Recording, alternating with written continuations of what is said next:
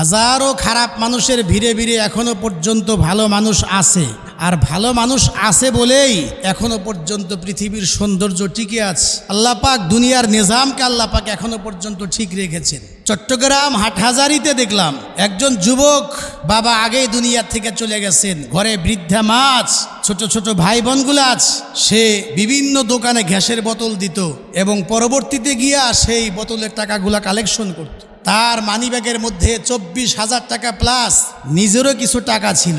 তার রাস্তায় চলতে গিয়ে তার মানিব্যাগটা হারিয়ে যায়। বহু খোঁজাখুঁজি করেছে, মার কাছে গিয়ে গালিও খেয়েছে, সে চোখের পানি ঝরাইছে এবং সিদ্ধান্ত নিয়েছে যে হয়তোবা আমার এখন লোন উঠায়া জরিমানা দিতে হবে। কিন্তু আল্লাহ পাকের কি কুদরত, তার এই মানিব্যাগটা, 3 জন শিক্ষার্থী এই মানিব্যাগটা পাওয়ার পরে সে কয়েকদিন পর্যন্ত তারা এই মানিব্যাগের যে মালিক তাকে তালাশ করেছে।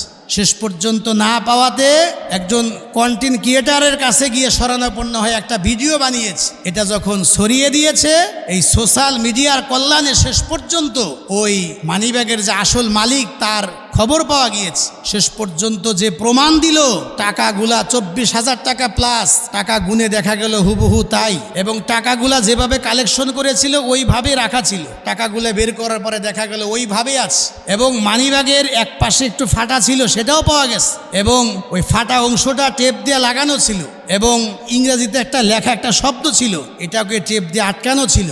পরবর্তীতে টেপ খোলার পরে যেমনি বললো যে আমার মানিব্যাগ একটু ফাটা ছিল, ঠিক ফাটাই পাওয়া গেল। ইংরেজিতে লেখা ছিল, লেখাও পাওয়া গেছে, টাকা যেভাবে বলছে ওইভাবে আছে। এবং এই মানিব্যাগের মধ্যে একটা গাছের টুকরা ছিল, ছাল ছিল, সেটা পর্যন্ত মানিব্যাগে পাওয়া গিয়েছে। শেষ পর্যন্ত এই মিডিয়ার কল্যাণে এই মালিকরে পাওয়া গিয়েছে। এই 3 জন শিক্ষার্থী তার হাতে এই ব্যাগটা উঠাইয়া দিল, তাকে জড়িয়ে ধরে এই টাকার মালিক কান্না করলো। আসলে খারাপ মানুষের ভিড়ে আজও পর্যন্ত ভালো মানুষ আছে, তারা পরের সম্পদের উপর লোভ করে না। হয়তো 200-500 টাকা হলে ভিন্ন কথা, 24,000 টাকা প্লাস এতগুলা টাকা পাওয়ার পরেও তারা ফেরত দিয়েছে। ওই শিক্ষার্থীদেরকে জিজ্ঞেস করা হয়েছে, তোমরা কেন ফেরত দিলে?